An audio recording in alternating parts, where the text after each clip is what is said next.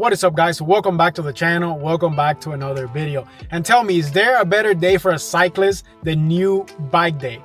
I don't believe there is, and that's what I'm bringing you guys along for today. I am getting a new bike. I have big plans for this bike, and I'm going to be showing you guys exactly what it is and exactly what those plans are in this video. I'm in the parking lot right now, and I think they're working on the bike. They're putting it together for me right now, so hopefully you'll get a little bit of footage and you guys will see exactly what it is. But if you ever driven in a big city, or if you ever driven specifically in Miami, because I had to drive like over 2 hours to get here to the place where I'm picking up the bike, it was freaking terrible. I didn't even try to record the intro there. I waited till I got to the parking lot because it was freaking terrible. If you see back here, I got my Trek Madone, and that's because since I bought this bike over a year and a half ago, I've been riding it the way I got it, and it was like in the COVID times where everything was really hard to get. So the bike came with a -17 100 millimeter stem, which for me being 6 feet and really long arms is definitely too short. So I brought that bike, and the stock is literally like this big. So I brought the bike. I got a 130 millimeter stem, and then we'll drop the stock height as well. And I got the gravel bike on the back to do the same. Now I'm not gonna swap the stem on the gravel bike, but I am gonna lower the stock height a little bit and then get a stem later. They just couldn't get it for me today, so hopefully we'll have time to get all of that done. But I'm gonna just head in, and hopefully I'll show you guys the bike here in a little bit, and then we'll talk about my plans, why I got this bike, and why it was, I wouldn't say it was a pain, but it was definitely took a little bit of work to get, because they don't sell you the whole bike. They only sell you the frame, and then you have to buy the components, which was okay because I got to pick the components that I wanted specifically. So no big deal, but you guys get to see why in a little bit once you guys see the bike, and I'll kind of go over it. So let's head in and see if I can get some footage of them actually building it.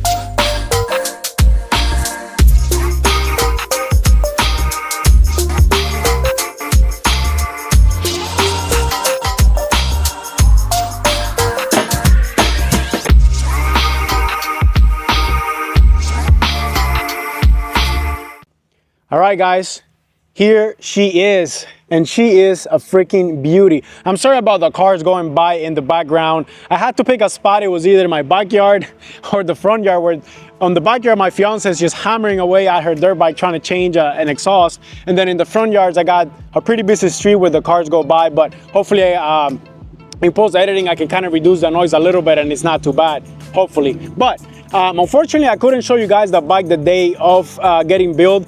Man, this thing took so long. As you can see, there's so many pieces and bolts to just the handlebar of the TT bike, and getting all the wires fed through and everything. It was just it was a pain, and it was so time consuming. We were there till like, I think I left there at like 8:30 or so. I went and grabbed dinner. By the time I got home, it was already 11, almost 12 for me to go to sleep so I could go to work the next day. So I decided to just take a day and then show you guys the actual bike, and we'll go over the entire build, and I'll show you guys why I picked the components I did.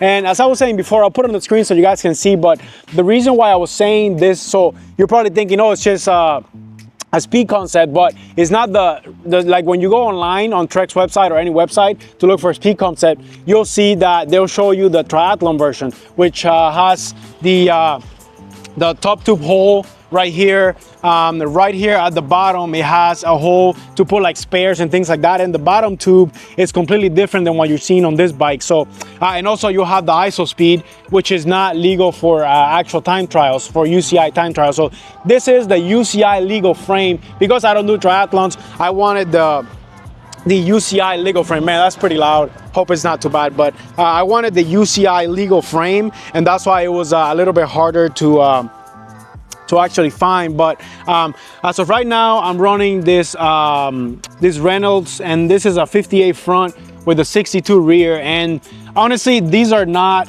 time trial or triathlon wheels. These are just my road bike wheels that I put on it because I don't have any wheels for it now. So if any company's watching, you want to sponsor this build, and I'll be happy to take you on that, and we'll I'll test the wheels for you. I'll test them up at Florida State Road Race Championships, which I hadn't mentioned before, but that's one of the main reasons why I bought this bike. I mean, I always wanted a TT bike. I think they look incredible. They're one of the best looking bikes out there.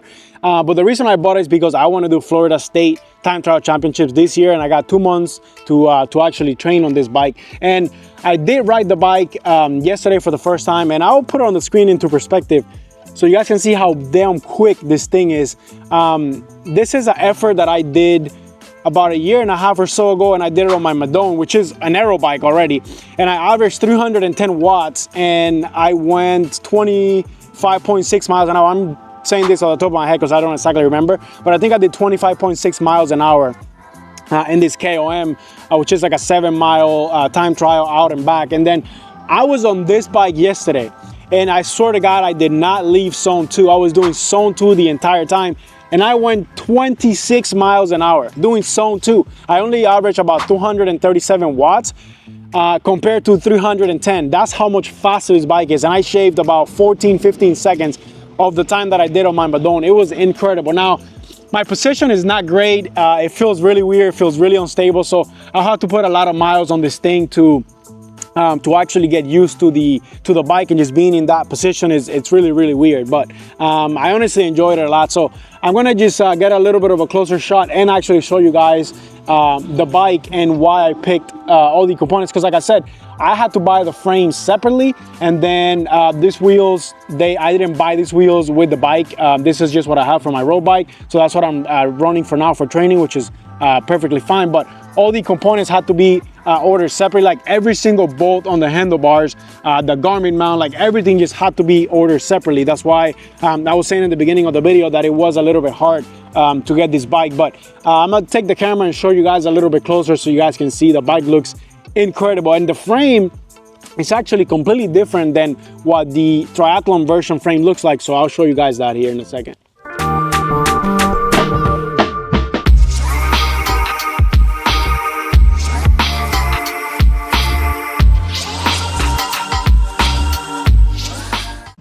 All right guys, so let's start right here in the cockpit, and the way this is set up is literally how the shop gave it to me. I have like a lot of spacers and stuff that I gotta play with for right here, and honestly I have no idea what I'm doing, so I'm getting a bike fit for sure. And Shimano does not make an Ultegra level brake system for the TT setup. So this is Dura-Ace, which looks pretty sick. I don't know if the camera catches it, but this is carbon fiber. It looks super sick. And I got a shifting button right here, another one right here, and then 2 more right at the top. Now on a TT setup, you cannot run, so you do not shift your front derailleur. It is synchronized shifting, so depending on what you're at in the cassette, it determines whether you should be on the little ring or the big ring, which honestly is fine, no big deal. Now let's go over to the crankset. This is a Dura-Ace crankset. I am running a 5440, and that is the reason why I went with the Dura-Ace crankset, because I wanted a little bit of a bigger chainring just to start. I might need something bigger later anyways, but for now I think that 5440 this is an Ultegra cassette. This is a 1130, which for now I think it should be fine. I am running Dura-Ace chain. It is being proven that this is the fastest chain in the market and the most efficient chain, so that's why I went with the Dura-Ace chain. And like I said, because I had to buy the frame separately and then all the components, I could just kind of pick whatever I wanted. I didn't think it was worth the money to go Dura-Ace on the derailleurs, to be honest. So this is Ultegra. This is Ultegra, and this is what I run on my Madone, and I absolutely love it. So no reason to go anything expensive than that. And this is the Reynolds AR 62 rear. These are my road bike wheels. So like I said, this bike, guys, will look so sick with a rear disc and a deeper, like, I don't know, 80mm front. So like I said, if any companies out there watching, you want to sponsor this build and you want me to test out the wheels, I'll definitely take you up on that. Now right here, got my Garmin Raider. Everybody should own one of those, guys. It is freaking amazing. This is the Bontrager saddle that I'm running. It is the one with the carbon rails, and as I was saying before, see how the top tube is completely a single solid piece. On the time trial version, you'll have a pocket right here for like gels and things like that, which you do not have on this bike. And then also here at the bottom, top of the bottom bracket on the triathlon version, you'll get like a storage in the frame, and because of that, it makes this bottom part here a lot wider. Guys, look how thin that is.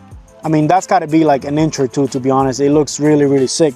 Let me show you guys the bike from behind. Look how absolutely thin that looks. It looks incredible. So also, because this is the UCI version, which this is really, really dumb. I don't know why they put that sticker on the side. Maybe it's a requirement for UCI. I'm not sure. I kind of think it looks kind of dumb. Normally it's like somewhere down here, but whatever. So because it is the UCI version, it doesn't have the ISO speed because that is not legal for time trials. And this is all solid one piece. I think it looks incredible. And then right here, I love this little gap right there. And as I was saying before, that is a Dura-Ace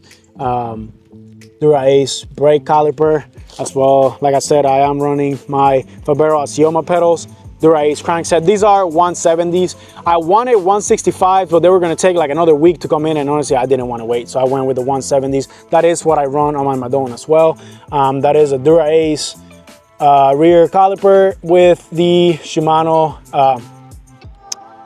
rotor, and then on the front I'm actually running I'm running a SRAM rotor because I didn't have this tool to remove this lock ring, so I left that on there. Honestly, it brakes fine, that's not going to affect it. And to be honest, looking at the bike, I think it looks a lot better with that black outer ring compared to that Shimano one. But that is going to be it for this one, guys. I do plan to take you guys along for a training ride on the bike. If that is something that you guys want to see, smash that like, subscribe button, and I'll catch you guys on the next one.